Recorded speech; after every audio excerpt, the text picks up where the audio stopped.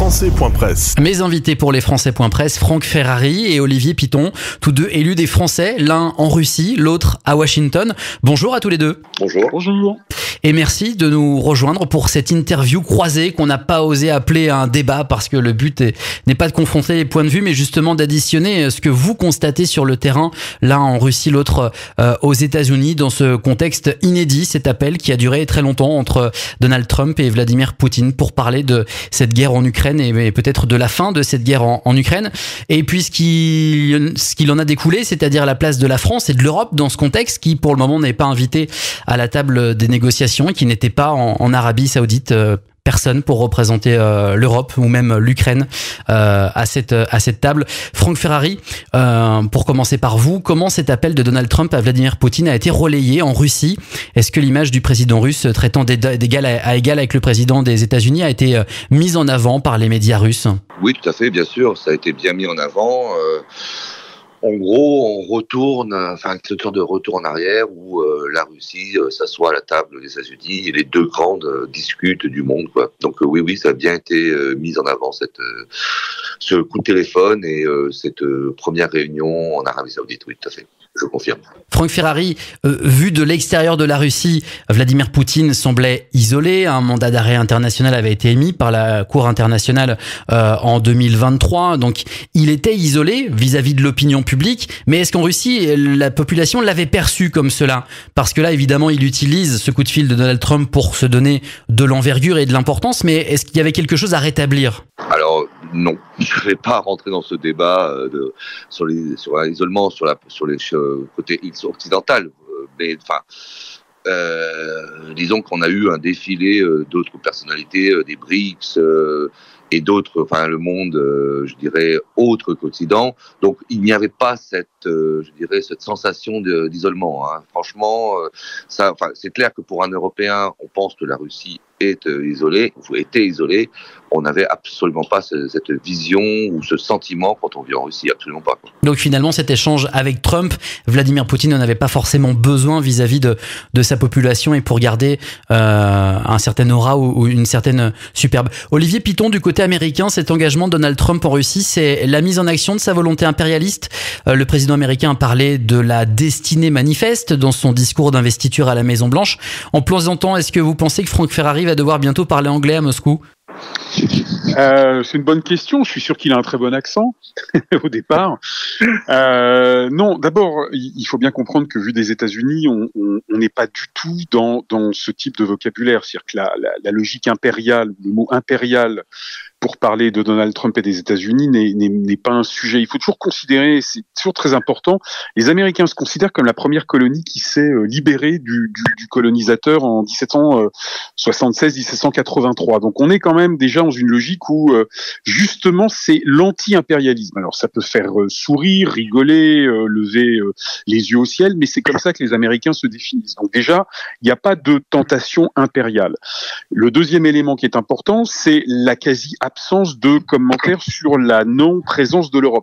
C'est pas un sujet. Les débats sur la paix qui ont débuté entre Donald Trump et Vladimir Poutine sont des débats de par les médias américains en vue d'aboutir à un accord, et c'est ça qui prône, c'est ça le plus important, et non pas de savoir qui ou qui n'est pas assis autour de la table. Donc, on aura l'occasion d'en reparler sur l'Europe, mais c'est pas un sujet aux États-Unis, c'est malheureux, mais c'est comme ça. Et troisièmement, là où il y a un doute du côté des médias américains, c'est sur le fait d'engager si tôt une discussion avec Vladimir Poutine, en n'étant pas complètement sûr d'avoir l'accord de Zelensky.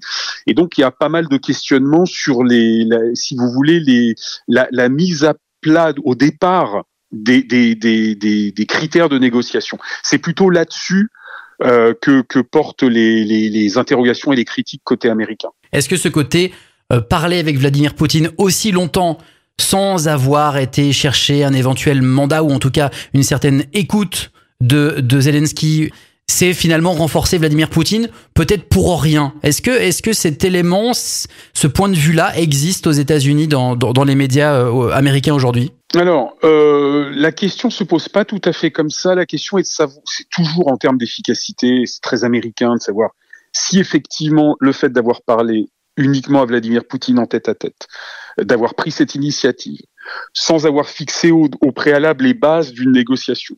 Et troisièmement, sans l'accord de Zelensky, est-ce que c'est vraiment efficace? Est-ce qu'au bout du compte, ça ne va pas se retourner contre les Américains et contre la paix? Même si, dans l'ensemble, les médias saluent le fait qu'il y a une avancée et qu'on ait au moins commencé le début du commencement d'une possible discussion de paix. Voilà, c'est comme ça que les choses sont perçues ici. Franck Ferrari, dans cet échange entre Trump et Poutine et les discussions actuelles, vous, le Français de Russie, est-ce que vous percevez le fait que notre pays et plus généralement l'Europe devient un simple spectateur? Est-ce que cette idée est aussi partagée dans la communauté française en Russie? Si tant est pensé qu'elle ait eu de l'importance jusqu'ici dans l'opinion publique russe. On va dire que la voix de la France comptait il y a quelques années, et c'est clair que depuis le début de cette opération spéciale hier, la voix de la France et des Européens, malheureusement, n'est plus audible. Donc, non, là vraiment, on se retrouve à mano avec les Américains, enfin pour les Russes. Et la communauté, le voit comme ça aussi. Hein, c'est-à-dire que je vais vous donner une anecdote. On n'a même pas d'ambassadeur. Donc, dans un moment, je dirais aussi crucial, la France n'a pas d'ambassadeur sur place. Ça montre que vraiment c'est un détail peut-être, mais un détail qui dit beaucoup de choses. Vous le relevez factuellement, vous le regrettez, vous le condamnez, Franck Ferrari, le fait qu'il n'y ait pas d'ambassadeur? C'est quand même dans un moment, je dirais, de l'histoire, avec un grand H ou pas, quand même que la France n'ait même pas un ambassadeur qui était accrédité par les Russes et nommé par la France, mais n'est pas sur place. Ça reste quand même un petit peu léger, je trouve. Il a été accrédité par les Russes, il a été nommé par les Français, mais il n'est toujours pas sur place. D'accord. Et on ne sait toujours pas quand il arrivera, physiquement. Olivier Piton, vous aussi, en tant que Français aux États-Unis, la France et l'Europe semblent reléguées au banc des remplaçants. Le financement de notre défense est en question, d'où la conférence organisée en urgence en début de semaine par Emmanuel Macron et ses partenaires européens sur la sécurité. Cette réunion au sommet en Europe a-t-elle eu un écho particulier dans les médias américains, sachant qu'en France, on dit déjà qu'elle n'a accouché de rien? Alors, je vais encore être un peu sévère, mais la réponse est non. Il n'y a eu aucun impact, appel un écho, et dans les grands médias américains et sur les réseaux sociaux, absolument pas. Ça n'a aucune incidence, aucune importance.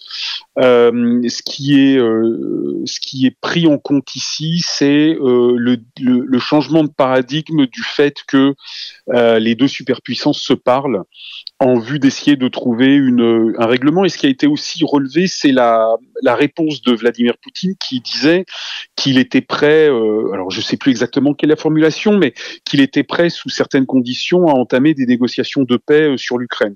Donc c'est cette avancée qui est mise en avant, pas du tout le sommet qui s'est tenu en Europe, qui n'a absolument aucun écho. Et encore une fois, il faut le marteler. L'Europe, la place de l'Europe, l'influence de l'Europe, ce que fait l'Europe, n'intéresse absolument pas les Américains sur l'Ukraine. Selon vous, Olivier Piton, ce sommet, il n'a eu aucun écho parce que Donald Trump n'a pas invité les Européens, ou ce sommet n'a eu aucun écho parce que finalement, il n'a accouché de rien?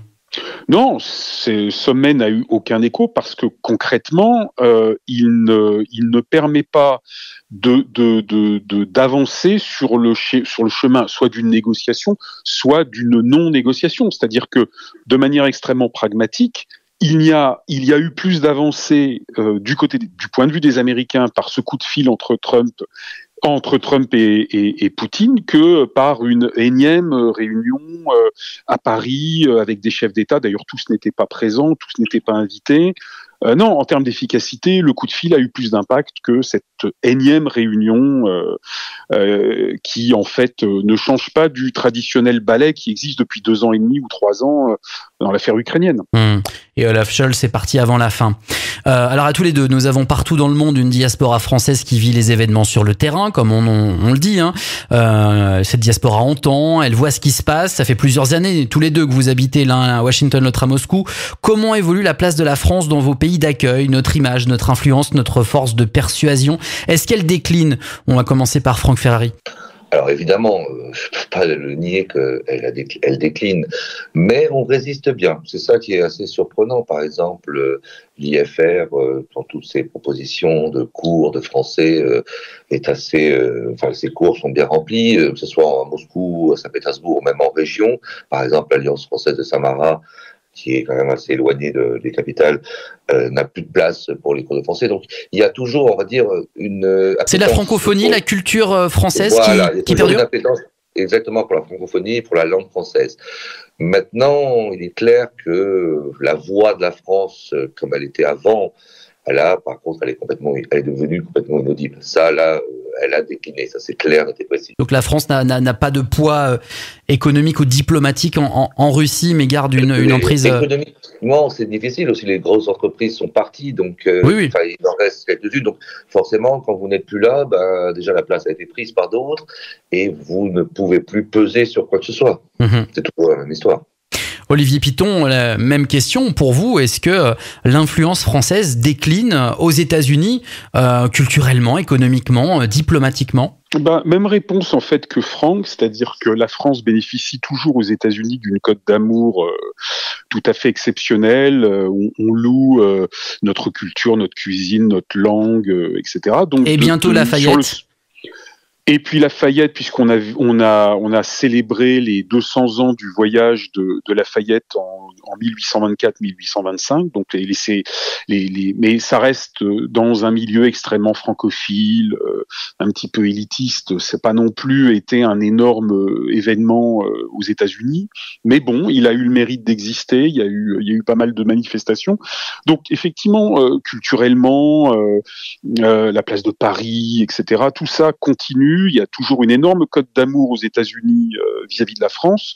Et puis sur l'aspect économique et l'aspect influence diplomatique, alors là en revanche, on n'existe plus. On n'a plus aucune influence. Ou alors elle est vraiment à la marge. Et même à l'occasion de la dernière grande crise entre la France et les États-Unis, c'est la crise des sous-marins australiens. Fameuse crise où les Australiens avaient changé de partenaire stratégique. En déchirant le contrat français.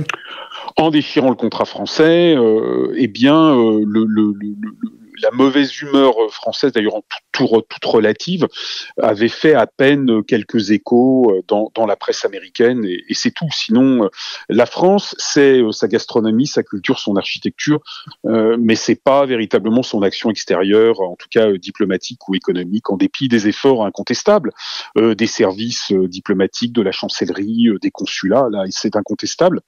Les Français également en interne travaillent énormément à la promotion de la langue française, ça c'est tout à fait incontestable. Il y a vraiment un énorme effort porté là-dessus. Et la France, c'est la langue la plus enseignée après l'espagnol aux États-Unis. Ça aussi, c'est très bien. Mais derrière, en termes d'influence pure, non. Aucune, ou vraiment quasiment aucune. Et seulement 20 ans après ce discours historique de Dominique de Villepin aux Nations Unies à propos de cette guerre en Irak, on refera pas l'histoire, mais cette page a été très très vite tournée et le monde a énormément changé depuis 20 ans. Pour conclure avec tous les deux, Franck Ferrari et Olivier Piton, vous faites la même analyse de la situation. On recevra prochainement David Franck qui représente les Français en Ukraine. Est-ce que vous voudriez lui dire quelque chose, lui passer un mot, Olivier Piton ? Courage à lui, parce que il vit dans un pays en guerre, donc c'est vraiment pas facile, et à travers lui, courage à tous nos compatriotes qui vivent en Ukraine, et évidemment à tous les Ukrainiens qui sont en guerre et qui luttent vaillamment pour défendre leur pays. Donc un grand message de soutien à lui, voilà, et d'amitié. Et Franck Ferrari a un message pour David Franck de l'autre côté du front.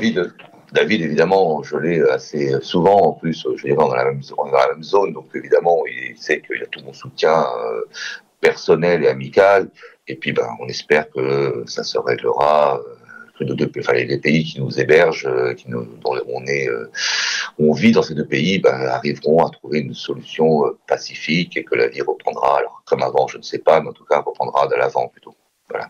Merci en tout cas à tous les deux d'avoir voulu débattre, en tout cas de faire cette interview croisée. J'avais dit en introduction que ce n'était pas un débat, et finalement je ne me suis pas trompé puisque vous faites les mêmes constats. Merci beaucoup Franck Ferrari et Olivier Piton.